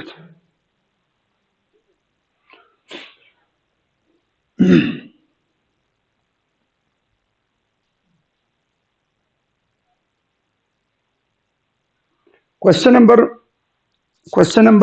39 की तरफ चलते हैं। क्वेश्चन नंबर 39 हमारा है, the electronic configuration, the electronic configuration rule in which the spin off electron in an orbital is determined is called. वो इलेक्ट्रॉनिक कन्फ्यूजन का उसूल जिसमें हम स्पिन ऑफ इलेक्ट्रॉन की बात करते थे, मतलब एक ने क्लॉकवाइज होना है और एक ने एंटी क्लॉकवाइज होना है एक ऑर्बिटल के अंदर। ये बात किसने बोली थी? ये बात हमें बोली थी पॉली ने। किसने भैया? पॉली ने। सही है। आप बाबू ने क्या बात बोली थी? कि हम आहिस्ता से ऊपर की तरफ बढ़ते चले जाएंगे। हर्ट्ज रूल ने क्या बोला था? कि जब आपके पास डिजनरेट ऑर्बिटल अवेलेबल हो सेम एनर्जी वाले, उनमें हम पहले एक एक बढ़ेंगे। और हॉर्न रूल ने क्या बोला था? हॉर्न्स ने बोला था, पॉली ने बोला था कि एक क्लॉकवाइज इलेक्ट्रॉन होगा तो दूसरे को खामखा क्या रखेंगे? एंटी क्लॉकवाइज रखेंगे। स्पिन ऑफ इलेक्ट्रॉन की बात की थी एक ऑर्बिटल के अंदर। इस रूल का नाम था पॉली रूल। क्वेश्चन नंबर 40 की बात करते हैं। बिफोर 5s, 5s से पहले the subshell which is filled is, 5s से पहले कौन बढ़ता है? तो आप लोगों को आप वो प्रिंसिपल की वो सीक्वेंस पता होनी चाहिए, क्योंकि ये मैंने आप लोगों को क्लास में भी पढ़ाया हुआ है कि जब भी आप एंट्री टेस्ट में केमिस्ट्री का सेशन स्टार्ट करें, आपके पास आप वो प्रिंसिपल का वो जो रटा मैंने सिखाया हुआ है वो आपके पास होना चाहिए, क्योंकि इससे आपके फर्स्ट ईयर और सेकेंड ईयर दोनों के क्वेश्चन तकरीबन राउंड अबाउट 10 to 12 क्वेश्चन आपके पास जरूर ऐसे आते हैं जिनको आप बाव की मदद से कर सकते हैं। तो यहाँ पर भी आप लोगों को आप बाव अगर आप लोगों के सामने मौजूद है, आप बाव प्रिंसिपल का जो सीक्वेंस है वो अगर आपके सामने मौजूद है तो आप इजीली इस क्वेश्चन को हल कर सकते हैं। बहरहाल हम आते हैं 5s से पहले कौन फिल होगा। 5s से पहले हमारे पास 4p है, बिल्कुल 4p है, यस 4p। 5s से पहले खासकर 5s से पहले कौन फिल होगा। 5s से पहले हमारे पास आएगी कौन, 5s। ठीक है जी, आप लोग चेक कर लें कौन आ रही है 5s। यहाँ पर इसकी अब n प्लस एल वैल्यू क्या आ रही है, 5 आ रही है, और उसकी भी n प्लस एल वैल्यू क्या आ रही है, 5 आ रही है। इसकी n प्लस एल वैल्यू क्या आ रही है, इसकी भी 5 आ रही है, और इसकी n प्लस एल वैल्यू क्या आ रही है, ये हमारे पास 6 आ रही है। इसकी n प्लस एल वैल्यू क्या आ रही है, 4 आ रही है। तो यहाँ पर अगर हम बात करें तो हमारे पास जिनकी l प्लस एल वैल्यू क्या हो, बराबर हो, फिर जिसकी n वैल्यू क्या हो, स्मॉलर हो, उसको पहले फिल करेंगे। तो पहले कौन होगा, 4p। यस, हमारा ऑप्शन कौन सा सही है, 4p ऑप्शन हमारा बिल्कुल सही है, बिल्कुल ठीक। Next, transition is, question number 41 हमारा है, transition is excitation, de-excitation, transmutation, both A and C, both A and C. Transition से क्या मुराद, ट्रांजिशन से मुराद है अपनी जगह तब्दील करना, इलेक्ट्रॉन का नीचे से ऊपर जाना या ऊपर से नीचे आना, इन दोनों को हम क्या बोलते हैं, ट्रांजिशन। अब ट्रांजिशन दो तरह की है, एक नीचे से ऊपर जाना इसे हम बोलते हैं एक्साइटेशन, और एक ऊपर से नीचे आना इसे हम क्या बोलते हैं, डी एक्साइटेशन। तो हमारे क्या रही है द ऑप्शन ट्रांजिशन जो है वो दोनों को बोलते हैं, एक्साइटेशन और डी एक्साइटेशन दोनों क्या इकट्ठे क्या बोलते हैं, ट्रांजिशन बोलते हैं। Next, number of nodes, number of what, number of nodes in S subshell is given by, number of nodes in S subshell is given by। S subshell के अंदर जो क्या होते हैं, nodes होते हैं, वो given by, उसके लिए फार्मूला है हमारे पास n-1। यस, नोड्स की तादाद S सबशेल के अंदर मालूम करने का फार्मूला क्या है, n-1। मतलब अगर मुझे पहले S में नोड मालूम करने हो तो उसके लिए क्या आ रही है, 1-1। ये जो n है ये शेल को जाहिर कर रही है, तो 1-1 आंसर क्या जाएगी, 0। यस, हमें पता है कि 1s के अंदर क्या है, 0 नोड होते हैं। यस, और अगर मैं 2s की बात करूं, 2 सेकंड शेल के s की, तो उसमें क्या है, 2-1 क्या जाएगी, 1। यस, दूसरे शेल के s में कितने नोड होते हैं, एक नोड होता है, ये हम क्लास में डिस्कस कर चुके हैं। Next question number 43, the electronic configuration of an atom, the electronic configuration of an atom is 1s2, 2s2, 2p3। the number of unpaired electron is, तो यहाँ पर unpaired electron हमारे पास कितने हैं, 3 हैं। कौन से वाले, p वाले, px, py, और कौन आ रही है, pz, 1, 1 और 1। तो कितने अनपेड आ रही है, 3। तो यहाँ पर ऑप्शन मौजूद नहीं है, असल में इसको क्या होना चाहिए, तो 3 होना चाहिए।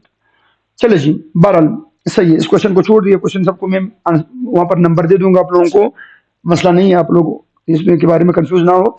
अगला 44, ऑल आर डायरेक्शनल एक्सेप्ट, तमाम के तमाम ऑर्बिटल डायरेक्शनल है। यस, पी भी डायरेक्शनल है, एफ भी डायरेक्शनल है, डी भी डायरेक्शनल है, सिवाय किसके, एस के। एस नॉन डायरेक्शनल, क्योंकि ये गोल्ड स्फीयर है, इसका कोई डायरेक्शन नहीं है, ये हर डायरेक्शन में बॉन्ड बना सकती है और हमेशा सिग्मा बॉन्ड बनाती है, तो ये नॉन डायरेक्शनल है। ऑल आर डायरेक्शनल एक्सेप्ट, मतलब तमाम के तमाम डायरेक्शनल है सिवाय एक है, वो कौन है, एस। एस डायरेक्शनल नहीं है बल्कि क्या है, नॉन डायरेक्शनल है। Next question number 45, when the degenerate orbitals are available for electron, अगर अगर इलेक्ट्रॉन के लिए क्या अवेलेबल हो, अगर इलेक्ट्रॉन के लिए डिजेनरेट ऑर्बिटल अवेलेबल हो, first they are filled singly then pair up, this statement is of, ये हंड रूल है, ये याद रखना। जब भी हंड रूल की बात आती है आपके ज़हन में क्या आना चाहिए, डिजेनरेट ऑर्बिटल। ये बहुत कॉमन चीज है, ये आप लोगों के एंट्री टेस्ट में ये चीज आती भी है, और अक्सर स्टूडेंट जो है वो हंड रूल और पाली रूल से क्या हो जाती है, मिक्स हो जाती है। तो आप लोगों ने याद रखना है, हंड रूल में क्या है, हंड रूल में हम बात करते हैं डिजेनरेट ऑर्बिटल की। तो डिजेनरेट ऑर्बिटल की जब भी बात की जाएगी, आप लोगों ने किस ऑप्शन पर क्लिक करना है, हंड रूल पर क्लिक करना है। Next question number 46, which of the following molecule is more stable, कौन सा मॉलिक्यूल हमारे पास ज्यादा स्टेबल है? तो यहाँ पर हमने दी हुई है इथीन, अल्कीन है, यहाँ पर हमने दिया हुआ मीथेन, यहाँ पर दिया हुआ हमने बेंजीन, यहाँ पर दिया हुआ हमने क्या, इथाइन। ये मैंने इस वजह से दिया हुआ है क्योंकि अक्सर लड़के किस में चले जाते हैं, फौरन बेंजीन में चले जाते हैं। नो, बेंजीन नहीं है, बेंजीन एक अनसेचुरेटेड है। यहाँ पर कौन मौजूद है ऑप्शन में? अल्केन मौजूद है, मीथेन। तो methane is the most stable in these four, इन चारों में सबसे स्टेबल कौन है? मीथेन है। अच्छा, question number 47, in resonance process, resonance अमल में dash will remains on its place. Atom, yes, atom अपनी जगह पर रहते हैं। Sigma bond, yes. Pi bond, no, pi bond तब्दील होते हैं। सिग्मा बॉन्ड और एटम अपनी जगह पर मौजूद रहते हैं। तो हमारे पास ऑप्शन क्या रही है? Both A and B, both A and B, both A and C नहीं, बल्कि बोथ ए एंड बी होगी बात। अब क्वेश्चन नंबर 47 के बाद मैं जंप करूंगा किस तरफ? 62 की तरफ। ठीक है भैया, क्योंकि हम एक स्क्रीन के ऊपर चला रहे होते हैं, तो ताकि बार बार हमें स्क्रीन को चेंज ना करना पड़े, ताकि ये ऑप्शन यहाँ पर मौजूद रहे और लड़के उसमें मसला क्रिएट ना हो। Bound order of N2-2, N2-2 का बाउंड ऑर्डर क्या है? N2-2 का बाउंड ऑर्डर क्या है? बाउंड ऑर्डर निकालने का मैं आप लोगों को क्लास में आसान ट्रिक बता चुका हूं। N2-2 के इलेक्ट्रॉन गिन लो। पहले तो N2 की बात करते हैं, 14 इलेक्ट्रॉन, 14 में 2 आ गए हैं, माइनस है ना, माइनस से मुराद है इलेक्ट्रॉन गेन कर चुका है नाइट्रोजन। तो जब नाइट्रोजन मॉलिक्यूल 2 इलेक्ट्रॉन गेन करती है इसे बोलते हैं N2-2, सही है। अब ये जो N2-2 इसमें बॉन्ड ऑर्डर कितना है? तो इलेक्ट्रॉन कितने इलेक्ट्रॉन गिन लो, 16 इलेक्ट्रॉन होंगे, तो बॉन्ड ऑर्डर क्या होगा? 2, यस। अच्छा, next, find the pair of isostructural, कौन से मॉलिक्यूल जो आपस में आइसोस्ट्रक्चरल है? तो ये क्वेश्चन जो ये वेस्पर थ्योरी से है, वेस्पर थ्योरी में अगर हम बात करते हैं तो दैट्स व्हाट, ये आइसोस्ट्रक्चरल नहीं है, सही है। ये हम केमिकल बॉन्डिंग के चैप्टर में भी पिछले लेक्चर में मैं एक्सप्लेन कर चुका हूं। ये आइसोस्ट्रक्चरल नहीं है। क्यों नहीं है? क्योंकि ये यहाँ पर जो इलेक्ट्रॉन के जोड़े हैं, ये 4 इलेक्ट्रॉन पेयर सिस्टम है, ये 4 इलेक्ट्रॉन पेयर सिस्टम है, और ये 3 इलेक्ट्रॉन पेयर सिस्टम है, तो ये आपस में सेम कभी नहीं हो सकती। मैं जल्दी जल्दी इनकी स्ट्रक्चर भी बनाता हूं। ये अमोनिया का स्ट्रक्चर है, ये किसका स्ट्रक्चर है? ये अमोनिया का स्ट्रक्चर है। और ये किसका स्ट्रक्चर है? हमारे पास आ रही है एन, यहाँ पर क्या आ रही है? ये हमारे पास किस स्ट्रक्चर आ रही है? N double bond O. ये कितने इलेक्ट्रॉन के जोड़े हैं? 3 इलेक्ट्रॉन के जोड़े हैं। और ये कितने इलेक्ट्रॉन के जोड़े हैं? 4। तो इनका स्ट्रक्चर कभी भी आपस में सेम नहीं हो सकता। एक बेंड शेप है, अगला ट्रायंगुलर पिरामिड है। और अगर मैं इसकी बात करूं BF3 और NH2 की, तो ये भी आपस में आइसो स्ट्रक्चरल नहीं है, क्योंकि ये जो सिस्टम है, इस सिस्टम को हम बोलते हैं AB2E2 सिस्टम। ये AB2E2 सिस्टम है। और ये कौन सिस्टम है? AB3 सिस्टम है। तो ये भी आपस में आइसो स्ट्रक्चरल नहीं हो सकते। नेक्स्ट, BF3 और हमारे पास क्या आ रही है? NO2, ये भी आपस में आइसो स्ट्रक्चरल नहीं है, क्योंकि ये जो सिस्टम है BF3, इसका नाम है AB3, और ये जो स्ट्रक्चर है इसका नाम है AB2E स्ट्रक्चर, सही है। एक का शेप बेंड होगा, अगले का शेप क्या होगा? ट्रायंगुलर होगा। तो हमारे पास ऑप्शन क्या बच गई है? डी, यही हमारा सही ऑप्शन है। बहरहाल हम इसको एनालाइज करते हैं। क्या आ रही है? NH2-1 और वाटर, ये बिल्कुल सही है आइसो स्ट्रक्चर। कैसे? अगर मैं अमोनिया की बात करूं तो हमारे पास क्या आ रही है? लोन पेयर आ रही है यहाँ पर अमाइनो ग्रुप के ऊपर, और अपने पास क्या आ रही है? लोन पेयर आ रही है, और साथ में क्या आ रही है? 2 हाइड्रोजन आ रही है कि नहीं है? और अगर मैं इसी तरह वाटर मॉलिक्यूल की बात करूं तो मेरे पास क्या आ रही है? 2 हाइड्रोजन आ रही है, और 2 क्या आ रही है? लोन पेयर आ रही है। तो इनका शक्ल बिल्कुल दोनों का बेंड शेप है, तो बिल्कुल दोनों हमारे पास क्या है? सही है। तो हमारा ऑप्शन कौन सा सही हुआ? The option is what? Option is delta option, बिल्कुल सही है। हमारा ऑप्शन कौन सा सही हुआ? डेल्टा ऑप्शन हमारा बिल्कुल सही है। हमारा डेल्टा ऑप्शन क्या है भैया? हमारा डेल्टा ऑप्शन सही है। Next, question number 64, which type of bond is formed by the overlap of p orbital? p orbital कौन कौन से बॉन्ड बना सकती है? तो p ऑर्बिटल जो है वो सिग्मा भी बनाती है, पाई भी बनाती है। मैं क्लास में बता चुका हूं, अगर p orbital head to head मिल रहे हो तो सिग्मा बना रहे हैं, और अगर वो साइड वाइज मिल रहे हो तो क्या बना रहे हैं? पाई बना रहे हैं। क्लियर भैया? तो ये दोनों बना सकती है, सिग्मा भी बना सकती है और पाई भी बना सकती है, याद रखना। एस जो है, एस सिर्फ और सिर्फ सिग्मा बनाती है, सिर्फ एस वो ऑर्बिटल है जो सिर्फ सिग्मा बनाती है। पी डी एफ ये सिग्मा भी बना सकती है और पाई भी बना सकती है। नेक्स्ट क्वेश्चन बात करते हैं 65 की। Oxygen is dash molecule, oxygen is paramagnetic. इस ऑक्सीजन को हम डिस्कस कर चुके हैं अपने क्लासेस में। ऑक्सीजन मॉलिक्यूल, ये याद रखना, ये पैरामैग्नेटिक मॉलिक्यूल, और ये बहुत कॉमन क्वेश्चन है टीटीएस का। नेक्स्ट क्वेश्चन नंबर 66 की बात करते हैं। Orbital of the same energy produced by mixing of orbitals of different energies is called. अगर डिफरेंट एनर्जी ऑर्बिटल को मिलाते हैं और उनसे नए ऑर्बिटल बनाते हैं, इस फेनोमेनन को हम बोलते हैं degenerate orbitals. Such orbitals are called as degenerate orbitals या जनरेट ऑर्बिटल्स या हाइब्रिड ऑर्बिटल। तो ये हाइब्रिड ऑर्बिटल भी है और डिजेनरेट भी है, मगर डिजेनरेट के साथ यहाँ पर जो सबसे बेस्ट ऑप्शन है हमारे पास वो क्या है, वो हाइब्रिड ऑर्बिटल है। क्योंकि हाइब्रिड ऑर्बिटल सिर्फ हाइब्रिड होती है, वो मिक्सिंग से बनती है। डिजेनरेट तो कोई भी हो सकते हैं, वो नॉन हाइब्रिड भी हो सकते हैं, मतलब P X P Y P Z उन्होंने हाइब्रिडाइजेशन नहीं की है फिर भी वो डिजेनरेट है। तो बेस्ट ऑप्शन यहाँ पर हमारा कौन सा है, हाइब्रिड ऑर्बिटल है, डिजेनरेट नहीं है। Next 67, the s character in each sp2 hybrid orbital is, s character कितना है sp2 hybrid orbital के अंदर, तो 33, कितना परसेंट है, 33% हमारा क्या है, s character है। नेक्स्ट 68 की बात करते हैं। Geometry of simple molecule having sp3 hybrid orbitals is, वो मॉलिक्यूल जिनकी हाइब्रिडाइजेशन क्या हो, sp3 हो, उनकी ज्योमेट्री हमेशा क्या होगी, ये मैं क्लास में बता चुका हूँ, टेट्राहेड्रल।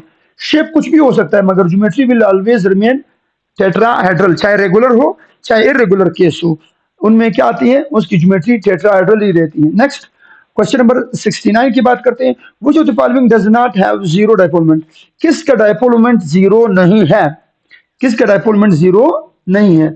तो इसका ऑप्शन बी हमारे पास क्या होना चाहिए था, ओजोन आना चाहिए था, मगर यहाँ पर मैंने गलत किया हुआ है, ये O2 का डायपोल मोमेंट नहीं है, यस बिल्कुल नहीं है।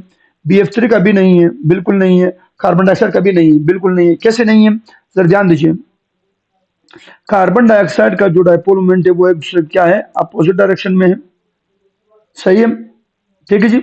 ये एक दूसरे क्या कर देगी, कैंसिल आउट कर देगी, तो dipole moment is what, dipole moment is zero.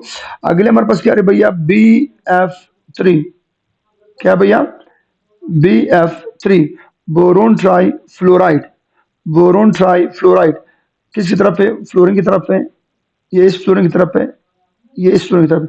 तो ये जो क्या करती है, कैंसिल आउट करती है। So the dipole moment is equal to what, dipole moment is equal to zero, इसका भी जीरो हो जाएगा। नेक्स्ट एग्जांपल हमारा क्या था, O2 था, O2 में भी डायपोल मोमेंट क्या है, जीरो है, क्योंकि दोनों के दोनों सेम इलेक्ट्रोनेगेटिविटी के हैं, तो यहाँ पर डायपोल मोमेंट पैदा हो ही नहीं सकती, क्योंकि यहाँ पर चार्ज जीरो है। जब चार्ज जीरो है तो डायपोल मोमेंट भी क्या होगी, जीरो होगी। तो हमारा एक ऑप्शन बच गया है, and that is what, that is the ozone. Ozone की डायपोल मोमेंट होती है, किस तरह होती है, ओजोन का स्ट्रक्चर कुछ यूं है बॉयस, ध्यान दीजिए, ओजोन का स्ट्रक्चर कुछ यूं होता है, this is the structure of ozone. Ozone का स्ट्रक्चर कुछ यूं होता है, आप लोगों के इल्म में होना चाहिए, this is the structure of ozone molecule. ये ओजोन मॉलिक्यूल का स्ट्रक्चर है और ये बेड शेप है, याद रखना। ओजोन मॉलिक्यूल भले ही सेम एटमों का है, ये याद रखिए, अक्सर लड़के गलत हो जाते हैं कि सर ये तो होमो एटम है तो इसका डायपोल मोमेंट जीरो है। नो, इसका डायपोल मोमेंट जीरो नहीं है, इसका डायपोल मोमेंट है, ozone molecule has the dipole moment, तो that option is what, beat option. Next question number 70, in carbon dioxide the carbon and oxygen atoms are, कौन से hybridized है, carbon dioxide में carbon और ऑक्सीजन कौन से hybridized है, तो आप मुझे बताएं, आप लोग मुझे बताएं, आप लोगों को मैं क्लास में पढ़ा चुका हूं, कार्बन के गिर्द क्या है, एक और एक बॉन्ड, तो क्या रही है, sp, कार्बन तो sp हो गई, और ऑक्सीजन क्या हो गई, एक और एक और एक, तीन हो गई, तो sp2। तो हमारे पास कौन सा ऑप्शन है, s और sp2, sp और sp2, बिल्कुल सही है, अल्फा ऑप्शन ही सही है, ठीक है जी। How many total lobes are there in D subshell, D subshell में टोटल कितने लोब्स होते हैं, डी सबशेल में, ऑर्बिटल की बात नहीं हो रही भैया, फर्क करें, ऑर्बिटल की बात नहीं हो रही, सबशेल की बात हो रही। डी सबशेल में कितने कितने लोब्स हैं, कितने लोब्स है, तो डी सबशेल में हमारे पास होते हैं 18 लोब्स। कितने लोब्स, डंबल 9 होते हैं और लोब्स क्या होते हैं, 18 होते हैं। जरा मैं यहाँ पर एक्सप्लेन करता हूँ, जरा इस चीज को काइंडली ध्यान दीजिएगा।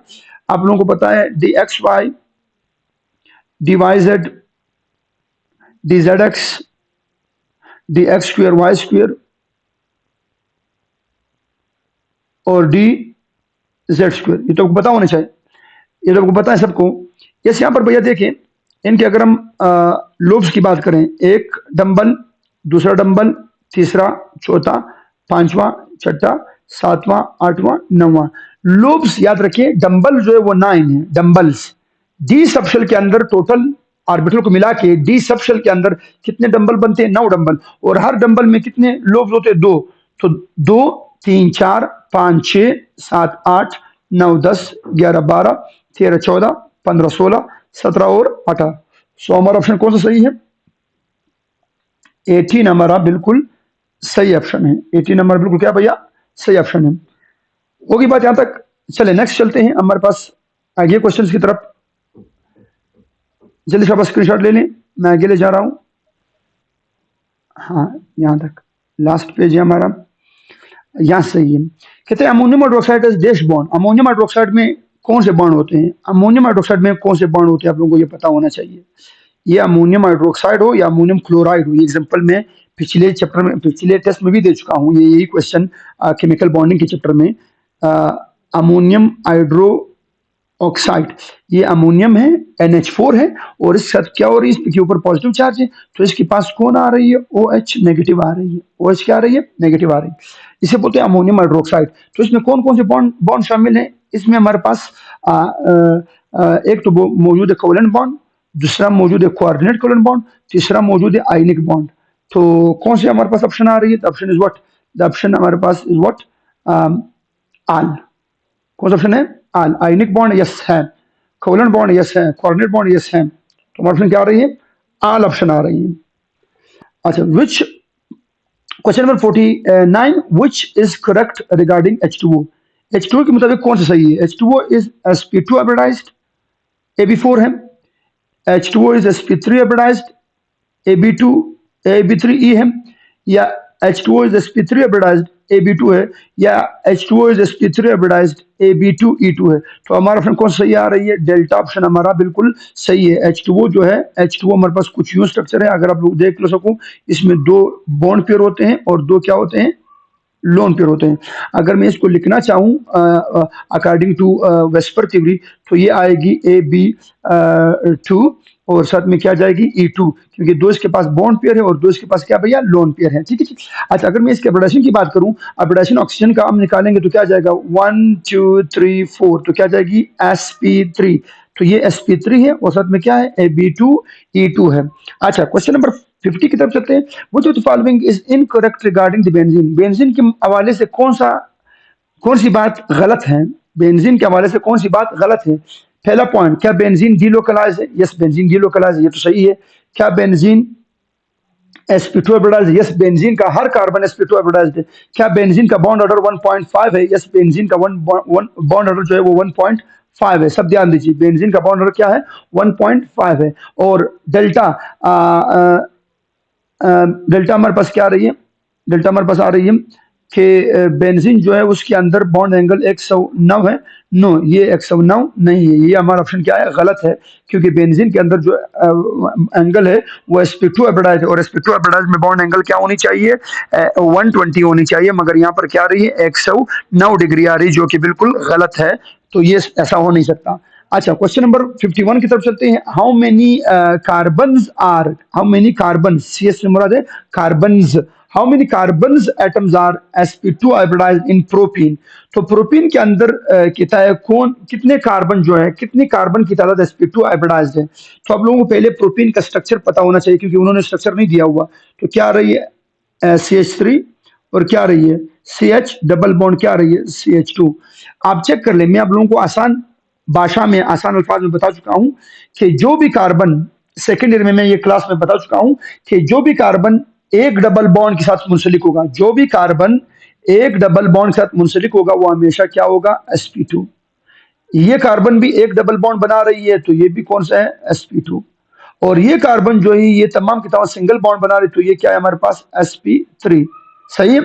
याद रखिएगा, हमारे जो दो कार्बन है वो कितने हो गए, वो sp2 हो गए। तो प्रोपीन में हमारे कितने कितने कार्बन sp2 हैं, दो कार्बन हमारे पास sp2 है। The option is beta.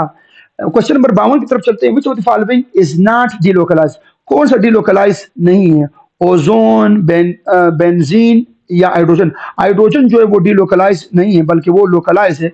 वो तो एक सेचुरेटेड मॉलिक्यूल है, और सेचुरेटेड मॉलिक्यूल में कभी डीलोकलाइजेशन नहीं हो सकती, सिग्मा बॉन्ड कभी मूव नहीं करता। क्वेश्चन नंबर 53 की तरफ चलते हैं। Dipole moment of ammonia is, ammonia का डायपोल मोमेंट कितना है? ये तो मैं आप लोगों क्लास में बता चुका हूं कि अमोनिया का डायपोल मोमेंट जो है वो 1.47 डिबाई है, और वाटर की कितनी आ रही है, 1.85। सही है, ये आप लोगों ने याद रखनी, दोनों जरूरी हमारे सिलेबस के मुताबिक, हमारे एंट्री टेस्ट के मुताबिक। अच्छा, नेक्स्ट हमारे पास क्या आ रही है, question number 54। Which one of the following series give photon. कौन सा सीरीज, कौन सा हाइड्रोजन स्पेक्ट्रम तो जो हमें फोटोन देता था, उसका नाम था Balmer series. Yes, Lyman series हमें क्या देती थी, अल्ट्रावायलेट। और बाल्मर सीरीज हमें क्या देती थी, विजिबल लाइट फोटोन। और पास्टन सीरीज हमें क्या देती थी, नियर आईआर। ब्रेकेट हमें क्या देती थी, मिड आईआर। और पास्टन सीरीज हमें क्या देती थी, फार आईआर। याद है? तो हमारा ऑप्शन कौन सा आ रही है, बीटा ऑप्शन हमारे पास आ रही है। फोटोन किससे निकलती है, बाल्मर सीरीज में फोटोन निकलती है। अच्छा, क्वेश्चन नंबर 55 की तरफ चलते हैं। When azimuthal quantum number is 1, अगर अजीमुथल क्वांटम नंबर की वैल्यू 1 हो, अजीमुथल से मुराद एल, अगर एल की वैल्यू 1 हो तो किसकी बात हो रही है, पी की। अच्छा, कहते हैं उसके अंदर कितने एम होंगे, तो उसके एम 3 होंगे। उसके एम क्या होंगे, 3 होंगे। कैसे 3 होंगे, क्योंकि एम किस तरह निकालते हैं, एम को निकालने का तरीका है, एम को निकालने का तरीका ये है कि आप लोग जो एल वैल्यू है उसको प्लस माइनस ले लो। प्लस माइनस, तो प्लस माइनस 1 जब मैं लिखूंगा, +1 0 -1, तो कितनी वैल्यूज आ रही, 3। तो हमारा ऑप्शन कौन सा सही है, 3 वैल्यूज। यस, पी के अंदर कितने ऑर्बिटल होते हैं, 3 ऑर्बिटल होते हैं। Yes, P X, P Y, P Z. Next question number 56 की तरफ चलते हैं। इन पोटेशियम, पोटेशियम है, उसका एटॉमिक नंबर 19 है और इसका एटॉमिक मास 39 है। कहता है नंबर ऑफ इलेक्ट्रॉन्स आर, कितने इलेक्ट्रॉन्स के अंदर शामिल है, तो जो उसका प्रोटॉन नंबर है वही उसके इलेक्ट्रॉन नंबर है। तो कितने इलेक्ट्रॉन हो गए, 19। क्योंकि यहाँ पर पोटेशियम के ऊपर कोई चार्ज भी नहीं है, तो इसके अंदर प्रोटॉन और इलेक्ट्रॉन की तादाद क्या है, सेम है।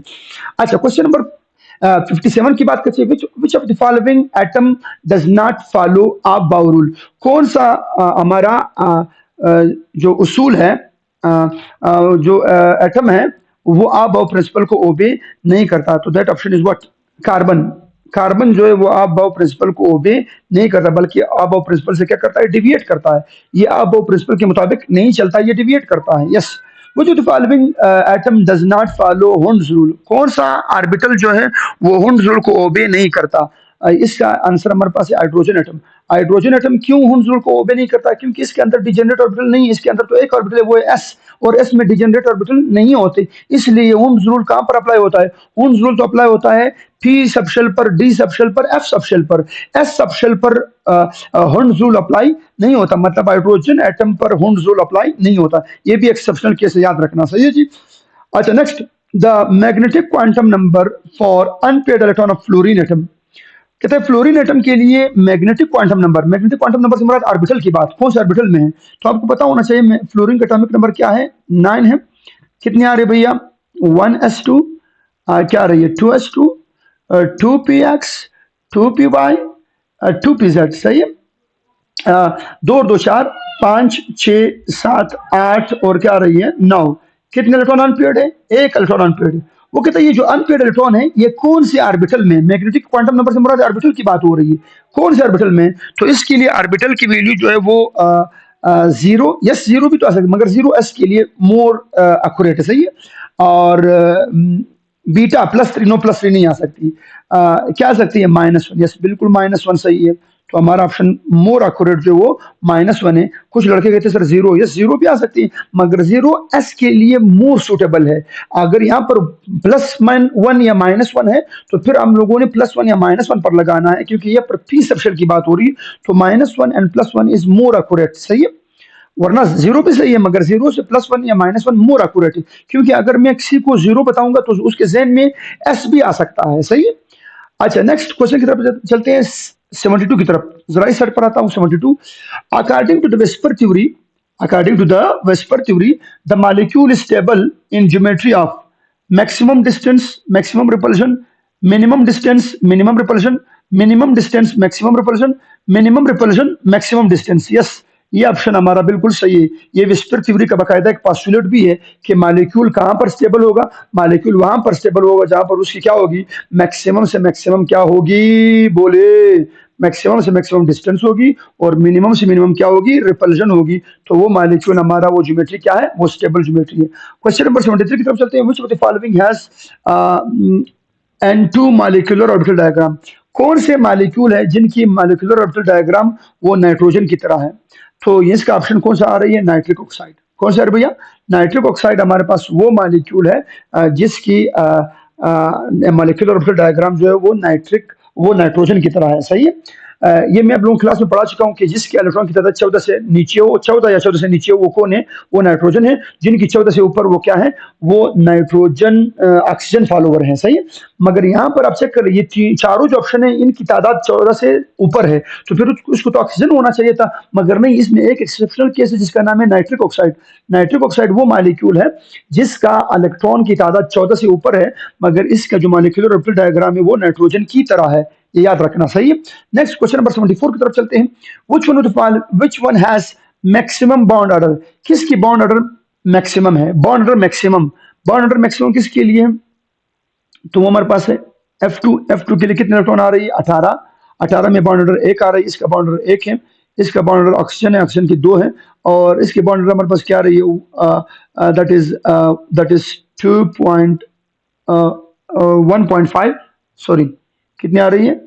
ये जो ऑक्सीजन आयन है इसके अंदर कितनी आ रही है? 1.5 आ रही है। और यहाँ पर कितनी आ रही है नाइट्रिक ऑक्साइड की? नाइट्रिक ऑक्साइड में हमारे पास 15 इलेक्ट्रॉन है, तो यहाँ पर क्या आ रही है? 2.5। तो हमारा ऑप्शन कौन सा सही है? 2.5 सही। 2.5 हमारा मैक्सिमम बॉन्ड ऑर्डर है, जो किसके बीच है? जो नाइट्रोजन मोनो ऑक्साइड के अंदर पाई जा रही है। अच्छा, which one of the following molecule does not have the permanent dipole moment? किस मॉलिक्यूल का परमानेंट डायपोल मोमेंट नहीं है? किसका परमानेंट डायपोल मोमेंट नहीं है? विच of the following molecule does not have permanent dipole moment? तो परमानेंट डायपोल मोमेंट जो है वो SO3 का नहीं है, SO2 का है, H2S का है, कार्बन मोनोऑक्साइड का, ये तीनों का है। सल्फर डाइऑक्साइड का कैसा है? सल्फर डाइऑक्साइड का ऐसा डायपोल मोमेंट है। सही, इसका डायपोल मोमेंट है। और सल्फर मोनोऑक्साइड का डायपोल, हाइड्रोजन सल्फाइड का डायपोल मोमेंट, यस बिल्कुल है, इसका भी डायपोल मोमेंट है। कार्बन मोनोऑक्साइड का भी डायपोल मोमेंट है, बिल्कुल है, बिल्कुल है, यस। और सल्फर डाइऑक्साइड का डायपोल मोमेंट नहीं है, क्योंकि ये जो ऑक्सीजन है ये एक दूसरे के डायपोल मोमेंट को कट ऑफ करती है, तो इसके डायपोल मोमेंट नहीं है। So mean sulphur trioxide does not have any dipole moment. Question number 76 की बात करते हैं। Electronegativity has dash relation with P character. P character और इलेक्ट्रोनेगेटिविटी में क्या रिलेशन था? ये मैं क्लास में बता चुका हूं, इनवर्स रिलेशन था, याद है। एस के साथ इलेक्ट्रोनेगेटिविटी का एस के साथ क्या है? डायरेक्ट रिलेशन है, मगर पी के साथ क्या है? इनवर्स रिलेशन है। जितना किसी एटम के अंदर हाइब्रिडाइजेशन के अंदर पी करेक्टर बढ़ता है, उतनी उसकी इलेक्ट्रोनेगेटिविटी डिक्रीज होती चली जाती है। सही है।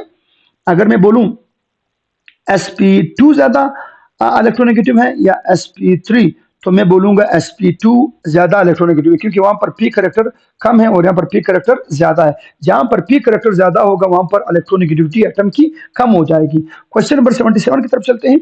When the bond energy of reactant is greater then the bond energy of product. अगर रिएक्टेंट की बॉन्ड एनर्जी ज्यादा हो और प्रोडक्ट की बॉन्ड एनर्जी क्या हो? कम हो, the reaction is endothermic. Yes, हमेशा अगर रिएक्टेंट को देने वाली एनर्जी ज्यादा हो और प्रोडक्ट से निकलने वाली बॉन्ड एनर्जी क्या हो? कम हो, तो देने वाली ज्यादा है और निकलने वाली एनर्जी क्या है? कम है। So the reaction is endothermic. Reaction is what?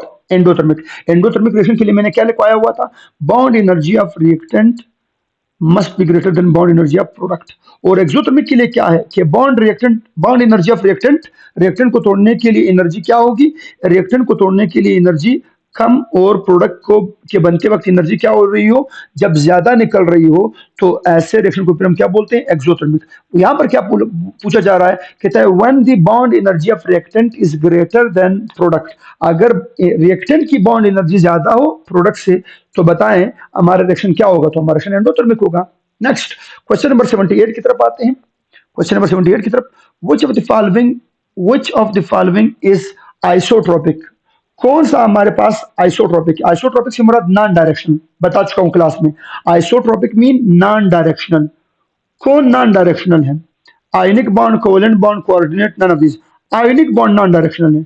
Ionic bond isotropic, ionic isotropic, ionic isotropic, ionic isotropic. याद रखना, रटा लगवा रहा हूं, सब जेन में याद रखना। Isotropic mean ionic, non directional. Yes.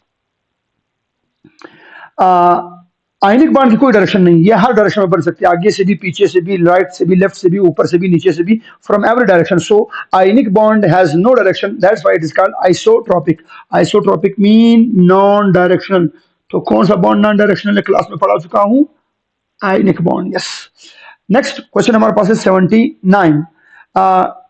Dash has direct relation with bond length. Bond length के साथ किसका डायरेक्ट रिलेशन है? लोन पेयर का. यस, लोन पेयर ज्यादा होंगे तो रिपल्शन ज्यादा होगी, बॉन्ड लेंथ बड़ा होगा. Nuclear charge, no. Electronegativity difference, no. Electronegativity difference जितना ज्यादा होगा उतना बॉन्ड छोटा होगा. तो डायरेक्ट रिलेशन किसके साथ है? लोन पेयर के साथ. Yes, lone pair has direct relation with what? With bond length. Question number last हमारे पास है 80. Under what? Which of the following is polar. कौन सा इनमें से पोलर है? कार्बन डाइऑक्साइड, यस ये नॉन पोलर है. नाइट्रोजन मॉलिक्यूल, ये भी नॉन पोलर है. और BeCl2 बेरिलियम क्लोराइड, ये भी नॉन पोलर है. HCN जो है वो क्या है? Polar. Yes, HCN is what? HCN is automatically non polar, क्योंकि यहाँ पर पूरा डायपोल मोमेंट किसकी तरफ है? नाइट्रोजन की तरफ है, तो it is polar molecule. HCN is a polar molecule. सही है. यहाँ तक हमारे तकरीबन सारे क्वेश्चन हो गए, सिवाय एक ही. आप लोग जरा इसका स्क्रीनशॉट लेने, एक दो क्वेश्चन मेरे नीचे थोड़े से रह रहे हैं, जरा उसको भी एक्सप्लेन करता हूँ. ले लिया पिक्चर आप लोगों ने? आगे चलता हूँ. ये 60 क्वेश्चन हमसे रह गए थे, 60 वाले जो है, 60 और 61 ये हमसे रह गई थी. जरा इनको थोड़ा सा एक्सप्लेन करते हैं कि the outer orbital of carbon atom in ethene molecule can be considered as a sp2 orbitized. सही. यस, sp2 ऑर्बिटाइज्ड होते हैं और इसमें 3 इक्विवेलेंट sp2 ऑर्बिटल होते हैं. The total number of sigma bond and pi bond of each carbon atom. एक carbon atom कितने sigma और कितने पाई बना सकती है? तो आप लोगों को इथीन का स्ट्रक्चर पता है, इस तरह से इथीन का स्ट्रक्चर है, आप लोग सिंपली ड्रॉ कर सकते हैं. ये इतना बड़ा रॉकेट साइंस नहीं है, बिल्कुल सिंपल क्वेश्चन है. ये इथीन मॉलिक्यूल है, इसमें कहते हैं एक कार्बन एटम कितने सिग्मा बनाती है. पूरी इथीन मॉलिक्यूल की बात नहीं हो रही है, इस क्वेश्चन को मैं चेंज कर चुका हूँ, सिर्फ एक कार्बन का पूछ रहा हूँ. तो एक कार्बन कितने? एक सिग्मा, दो सिग्मा, तीन सिग्मा, और एक क्या बना रही? पाई. तो कौन सा ऑप्शन हमारा सही है?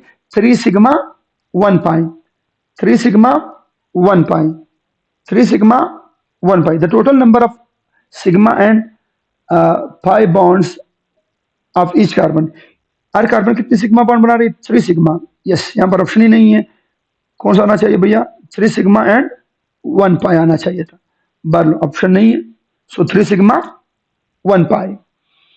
नेक्स्ट क्वेश्चन नंबर 61 की बात करते हैं. Which of the following statement is not correct. कौन सा स्टेटमेंट सही नहीं है? कहते हैं double bond is shorter than single bond. सही है, डबल बॉन्ड छोटा होता है, सिंगल बॉन्ड लंबा होता है, बिल्कुल सही है. Sigma bond is weaker than pi bond. No no no, ये मुमकिन ही नहीं है. सिग्मा बॉन्ड क्या होती है? स्ट्रॉन्गर होती है, वीकर नहीं होती. तो ये ऑप्शन हमारा क्या है? गलत ऑप्शन है. ये हमारा इनकरेक्ट ऑप्शन है और हमारा सही ऑप्शन है. तो हमारा यहाँ पर एंटी टेस्ट का जो 7वां टेस्ट था वो हम यहाँ पर एक्सप्लेन कर चुके हैं. उम्मीद करता हूँ आप लोगों को मेरा लेक्चर पूरा समझ आ चुका होगा.